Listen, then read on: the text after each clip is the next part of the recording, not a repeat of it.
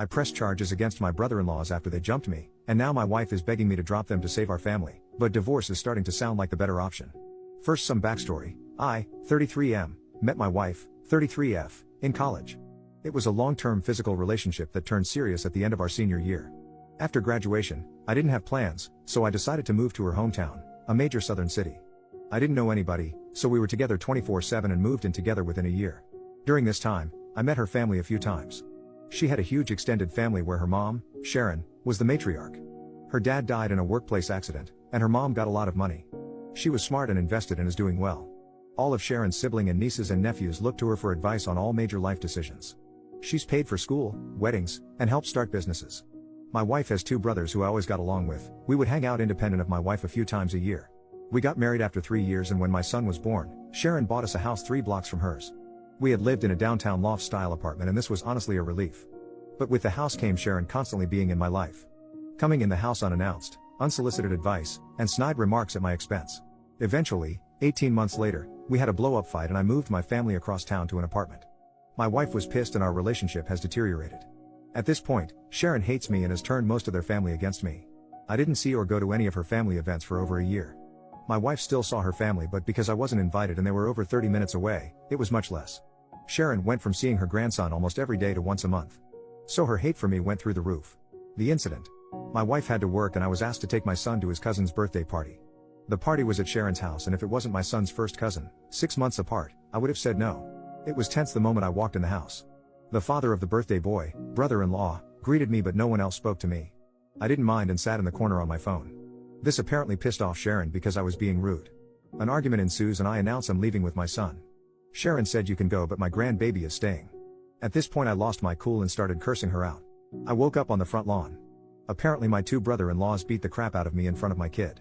2 of her cousins were helping me up and told me just to leave. I immediately called the police and said I was assaulted and my child was kidnapped. Police came and both brothers were arrested. Sharon lost her cool on the police and my wife drove up as her mother was being arrested for refusing to release my son. Her mom was eventually released, but her brothers were arraigned on assault charges. The father of the birthday boy had an assault charge from college, so he is facing some serious consequences. My wife is mad at everyone but asked me drop the charges. I not only refused, but also got restraining orders for all 3 of them. Her mother isn't allowed to be near our kid and her brothers have court dates early next year. Last month she moved out of the house and we are now headed for divorce. Yesterday she came with one last offer, for us to move cities and start over. But only if I drop the charges on her brothers and remove the restraining order on her mom. I told her I would think about it, but I think I would rather get divorced. I honestly want to keep my family, but I don't believe she'll ever abandon her family for me. If I drop charges now, I doubt I can bring them back later. Am I in the wrong for not trying to save my family? Edit. This blew up overnight. My wife's cousin DM'd me because she found it. She was there that day and told me to add some more context because her family is getting railed in the comments.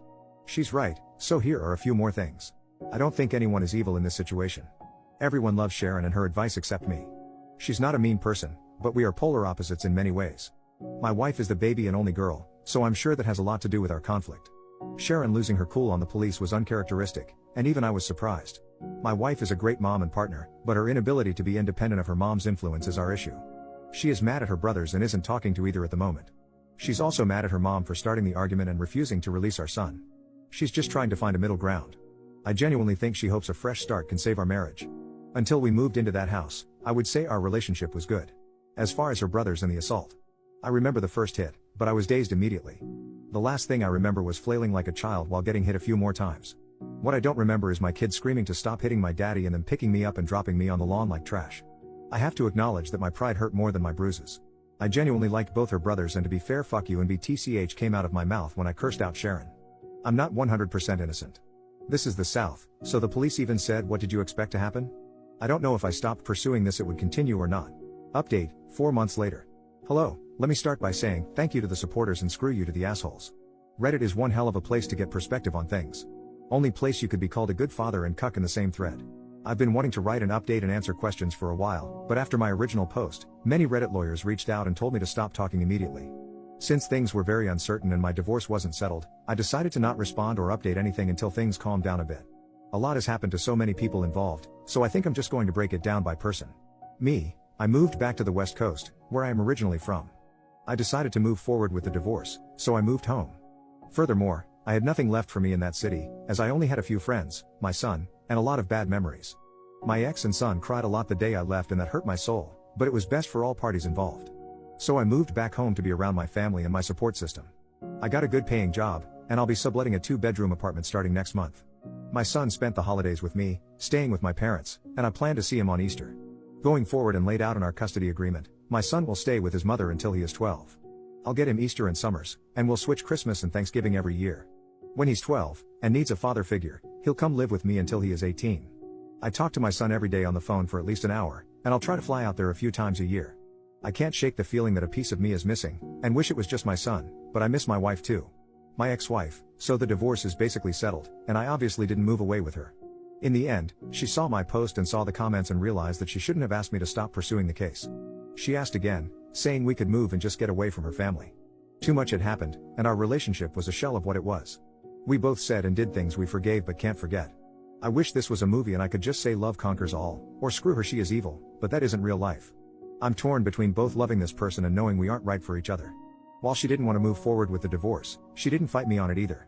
We were able to settle everything without lawyers and only use them for paperwork and fine details. We talk daily because of our son, and she says she is doing well, but last time I FaceTimed her I can tell she isn't eating. My sister said it's post-breakup hotness, whatever that means, but she looks more sick than hot. She hasn't spoken to her brothers since that day, and blames them for a lot of what happened. She and Sharon's relationship is also very strained, and they barely talk as well. Ironically, she is hardly speaking to the family she was so desperately trying to keep together. I honestly wish she would talk to her family again, because I worry about her a lot. People were very mean to my ex-wife, saying she was a terrible mother and wife. I think she lives for and would die for her family, and all her actions were to keep us together. She told me her 2 biggest regrets were moving into Sharon's house and moving out of our apartment. Those 2 actions caused most of our problems. She is a great mother to my child and I will always have her back. The brothers, I didn't expect much as far as punishment in this case. They both plead out to a simple assault, which only had minimal consequences. Both brothers spent a night in jail, got fines and anger management. The older brother had a prior incident that I mentioned in the earlier post. It was a bar fight in his early 20s, and he hit a guy with a bottle and got an assault charge. Since that case was over 15 years ago, and he's married, pillar of the community, etc., he was given probation for a year and that was the end. Both brothers have partners in life and the oldest one is married. I've known his wife for many years, and we've always been friendly. Because of the restraining order, both spouses reached out on behalf of the brothers to speak to me. I barely knew the younger brother's girlfriend, but since I knew the wife, I spoke to her. She said both brothers regretted their decision, and she asked me to lift the restraining order and not to pursue charges. We had a brief conversation, but I simply told her I don't forgive her husband and brother-in-law, and I'm moving forward with both. As we ended the conversation, I told her not to call me again, and I haven't heard from either brother since. I don't know anything beyond what the ex tells me, and she isn't speaking to them.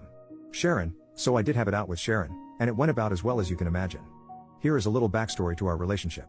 Let's start by saying my ex and her family are devout Christians who go to church weekly. I'm a lapsed Catholic who goes to church 3 times a year. I live a very moral and ethical life, but my belief system isn't centered on the church. Furthermore, I consider myself a moderate liberal, and their family is moderate conservatives. For example, I'm down for the Second Amendment, and Sharon supported gay marriage. Ideologically we were far apart but agreed on the important things in life. The real problems began when my son was going to be baptized. My mom wanted to get our son baptized Catholic and Sharon wanted him baptized Protestant. Lots of snide remarks about Catholics were said, but I let it go at the time. The ex and I decided to wait and let our son decide, which Sharon hated. When my ex started going back to church and I wasn't in attendance, that further widened the divide. Her family would go by Sharon or someone else's house after church for lunch or dinner, and I either showed up later or not at all. Every time Sharon didn't agree with the decision we made as a couple in regard to our lives, especially my son's life, she would start leaning on my wife and pressuring her behind the scenes. We would literally make a decision, and she would go to her mom's house and then come back with a different opinion. The most frustrating part is she stopped trying to talk to me at all. She would literally just call my wife and get her to change her decision. The big fight that led to us moving out was that my son wanted to play soccer and not football, but my wife's family is a huge football family. We agreed for him not to play football because he didn't want to play in our concerns about CTE. My wife comes home one day and does a 180 saying that she signed him up for football. We start arguing and Sharon comes in the house unannounced and joins the conversation, saying we decided it would be good for him. I got pissed and told them Sharon is not my son's parent and my ex shouldn't be so weak when her mom is pressuring her to do something we decided not to do. Then she said the words that sealed the deal, my opinion should matter. I bought the house. I started looking for a new apartment that night and never looked back. So when we talked, and neither of us raised our voices but it wasn't a nice conversation. I started and apologized for calling her a BTCH, and she apologized for trying to keep my son without my permission. She flat out told me she wished my daughter never met me and that I've ruined her family. That her sons have criminal records now, even though one already did, and it's all my fault. She then started crying about not seeing my son and how she lost her only daughter. I told her she was manipulative and used her money to control the family. That she only didn't like me because she couldn't control my decision like her weak-willed family. I also told her she consistently overstepped her boundaries in regard to my child and marriage, and she put her own selfish interest ahead of her daughter's happiness. After spending an hour calling each other jerks in different ways, we ended things in the same place. In the end, I told my ex her mom could see my son because Sharon loves him unconditionally, and he loves her. Call me stupid, but I think family is a big part of your upbringing. My mom isn't around him enough and every child needs a good grandma. The ex said she has been to a few family situations that were hard to avoid: wedding, funeral, Thanksgiving, but she leaves when her brothers come and my son doesn't leave her side. Sharon has seen my son and he has played with his cousin, birthday boy from Original Story, but she's keeping him from the family for the time being. My son, he's having a hard time with everything. It's not the fight, he thinks we were wrestling. He misses me a lot and cries on some of our phone calls. He's in therapy and all the sessions are about missing his dad and why we can't live together. It's been a few months, and it's slowly getting better, but we ruined his childhood and I take my share of responsibility in that. The cousin, she is my wife's first cousin, but they are more like sisters. Sharon is her aunt by marriage, and she was the first to warn me about the family. She was also eviscerated by the comment sections for having me add to the story. She told me I was out of line for calling Sharon a BTCH, but didn't feel I deserved to get beat up. Likewise, she also grabbed my son when the fight happened and took him away. She was the one who told my son we were wrestling, and she called my wife to come immediately. When Sharon was being handcuffed, the cousin came outside holding my son. I told her to give him to me, but she pointed at my swollen face and asked if she could hold him. I trusted her enough in that situation to care for my son, so I respected her enough to add those details. She didn't deserve the shit comments either. Conclusion: in the end everyone in their family read the original post, but because of divorce and assault cases, no one directly contacted me other than my ex. It wasn't a hit to say the least, but I only care that hit hurt my ex's feelings. I think seeing everything written out from my perspective opened her eyes. Obviously some things were left out and broad strokes were made to explain complex situations. In the end she said I didn't lie, but she thinks I painted her family in a horrible light. We thought about writing a joint update, but we aren't talking enough to make that happen. I told my ex about this post and asked if she wanted to read it before I posted, and she told me to write whatever I want. Nobody won here, we all lost. Relevant comments. Commenter number 1, I understand everything else, but did you really have to abandon your kid? OP, I knew I would get destroyed for this, but abandon is a strong word. I didn't abandon my son, I left for better opportunities in life for both of us. Both mentally and financially. My chosen profession has more opportunities here, I was only there for my wife and child. My career picked up during the pandemic because I could work remotely, but in-office work is becoming mandatory again. I was already going to have to quit or move companies, so the timing was right. Also, my mental health is 10 times better now that I have left the city.